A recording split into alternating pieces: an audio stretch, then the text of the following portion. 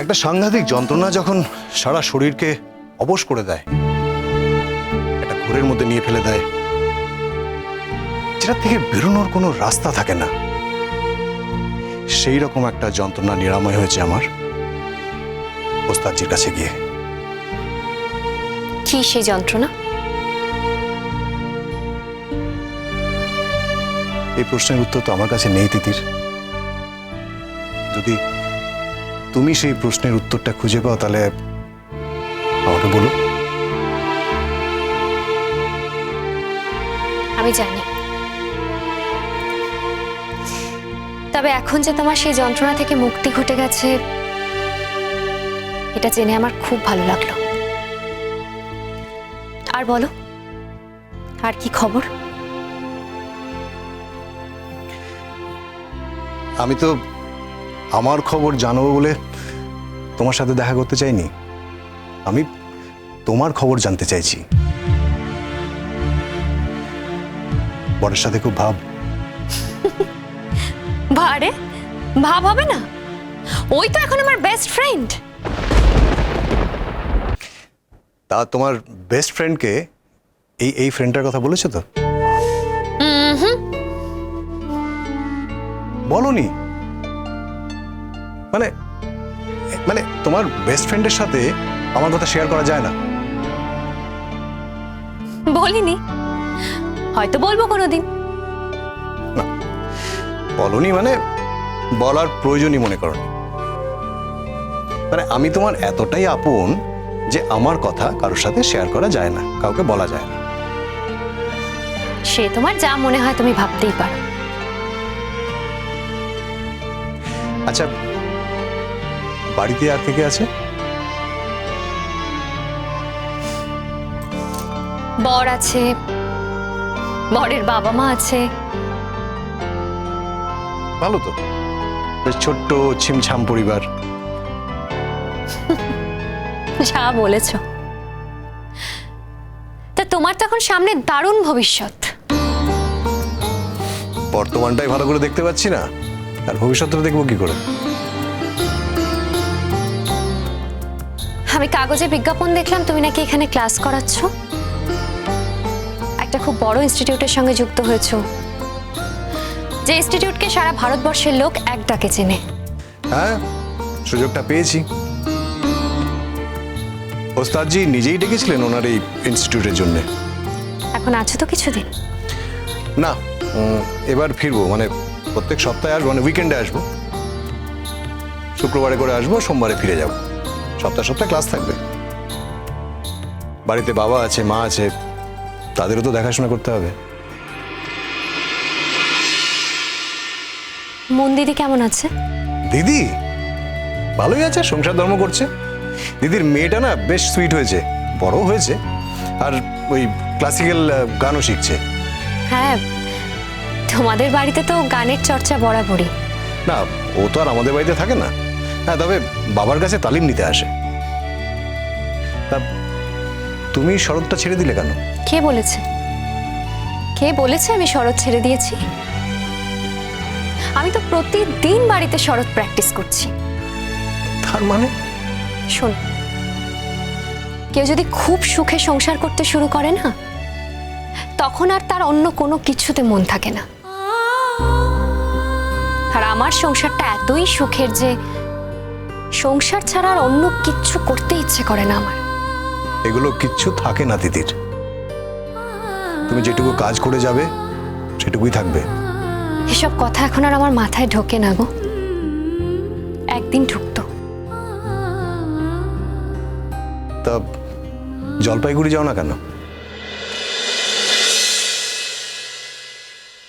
বরকে ছেড়ে যেতে ইচ্ছেই করে না। আসলে আমার বর ছুটি পায় না, তো তাই ওই একাই যেতে হয় আর কি। মানে আমার একা যেতে একদম ভালো লাগে না। ও, আর বলো, তোমার খবর? আমার না, আর কোনো খবর নেই। বসো বসো বসো। খবর নেই? খবর হতে কতক্ষণ? কি জানতে চাও বলো তো? এই এখন তো দিব্যি বাজনায় মন দিয়েছো, শুনলাম কনফারেন্সেও বাজাচ্ছ, বিদেশ যাচ্ছ, হাতে টাকা পয়সাও এসেছে। সেটা ঠিক, মানে আগের মতো ভিখিরি নই, এটা বলতে পার। তার মানে এখন একটাই কাজ করা বাকি। কি কাজ বলো তো? কেন? বিয়ে করা। কাউকে পছন্দ হলো? আমার পছন্দটা না বরাবরই একগামী, ওয়ান ডিরেকশন, মানে চট করে এদিক ওদিক শিফট হয় না। বলতে পারো এটা আমার একটা মস্ত বড় দোষ।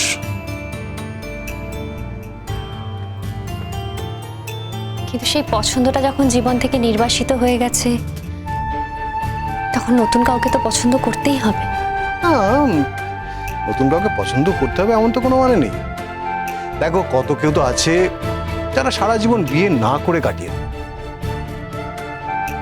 আর আমার এখন জীবনের সবকিছু, মানে আমার বউ বলতে হচ্ছে এই শরৎ। সবাই আমাকে ছেড়ে চলে গেলেও ও কিন্তু আমাকে ছেড়ে চলে যাবে না। কোনটা নিচু কথা? আমি অসুস্থ হয়েছিলাম, আমার বাড়ির লোক কান্নাকাটি করেনি, তুমি রোজ হসপিটালে এসছো, কান্নাকাটি করেছো, তুমি নিজেকে কি প্রমাণ করতে চাইছো? তুমি আমার স্পেশাল কেউ? তুমি জানো না আমার জীবনে স্পেশাল কে? জানি স্যার, আমি কথাও বলছি, আপনাকে আমার জীবনের স্পেশাল কেউ ভাবার আগে আমার যেন মৃত্যু হয়। হোয়াট? এক্স্যাক্টলি তাই স্যার, আপনাকে আমার জীবনে স্পেশাল কেউ ভাবার আগে আমার চিন্তা ভাবনা, আমার মানসিকতা, আমার শারীরিক অস্তিত্ব সবকিছু যেন শেষ হয়ে যায়। ঈশ্বরের কাছে আমি এটাই প্রার্থনা করি। আসলে আপনার চারপাশে আপনি কোনো সভ্য ভদ্র মেয়েকে দেখার সুযোগই পাননি। নিজের মায়ের কাছে তো থাকেননি, তাই নিজের মাকেও চিনতে পারেননি আপনি। অন্তত নিজের মায়ের সঙ্গে মেলামেশা করলে জানতে পারতেন ভদ্রতা সভ্যতা কাকে বলে, স্বাভাবিক অনুভূতি ঠিক কেমন হয়ে থাকে। আপনার একটা অ্যাক্সিডেন্ট হয়েছিল, আর আপনি বকখালিতে গিয়েছিলেন বলেই সেটা হয়েছিল। আর সেই জন্যই আমার একটা অপরাধ বোধ ছিল। আপনি যখন শয্যাশায়ী ছিলেন ওই অবস্থায়, তখন আপনার অপারেশন হবে কি হবে না সেটা নিয়ে একটা ডিলেমা চলছিল। আর সেই অপরাধ বোধ থেকে আমার কিন্তু চোখে জল এসেছিল স্যার। আর আপনার জায়গায় যে কেউ থাকলে আমার চোখে জল আসতো, সেটা আপনি বুঝতে পারেননি। আসলে এইসব আপনারা দেখেন, এইগুলো দেখে বড় হন, তাই আপনাদের দোষও দেওয়া যায় না। যাকগে স্যার, আজ পরিষ্কার করে বুঝিয়ে দিয়ে গেলাম, আমাদের মতো মেয়েদের মন চরম শত্রু যদি বিপদেও পড়ে তাহলেও কেঁদে ওঠে, তাই নাথিং রং ইন ইট। কিন্তু আপনি যা করেছেন, আপনি যা করে চলেছেন, তাতে আপনাদের মতো লোককে আমাদের মতো মেয়েরা ভদ্রলোক বলে মনে করে না, এমনকি ভদ্রলোকের বাড়ির ছেলে বলেও মনে করে না। তাই এরপর আপনি আপনার ব্যবহার সমঝে চলবেন স্যার, নাহলে কিন্তু খুব বিপদে পড়বেন। না হলে সত্যি আমি আপনার এগেনস্টে এসিপি স্যারের কাছে গিয়ে কমপ্লেন করব। রাত 2টোর সময় বকখালিতে গিয়ে আপনি আমার ঘরে দরজা নক করেছেন, এটা যে একটা অশোভন আচরণ সেটা আপনি বুঝতেই শেখেন। শিখলে আপনি এই কাজটা করতেন না স্যার।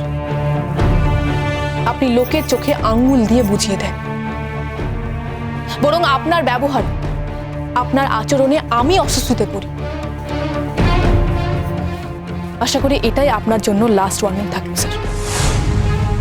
আমাকে আর এইভাবে বিব্রত করার চেষ্টা করবেন না স্যার। যদি করেন তাহলে তার ফল বুঝবেন।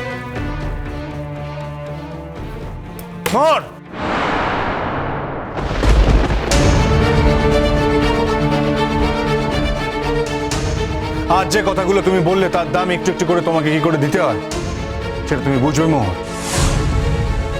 শঙ্করদেব রায়চৌধুরীর লেজে পা দিলে সেই পা জ্বলে পুড়ে ছরকার হয়ে যায়। মুড়ি আর মিষ্টির দর এক করলে তার প্রতিফল কি সেটা তুমি বুঝবে। নাও, জাস্ট গো টু হেল। আমার চোখের সামনে থেকে সরে যাও, চলে যাও আমার চোখের সামনে থেকে।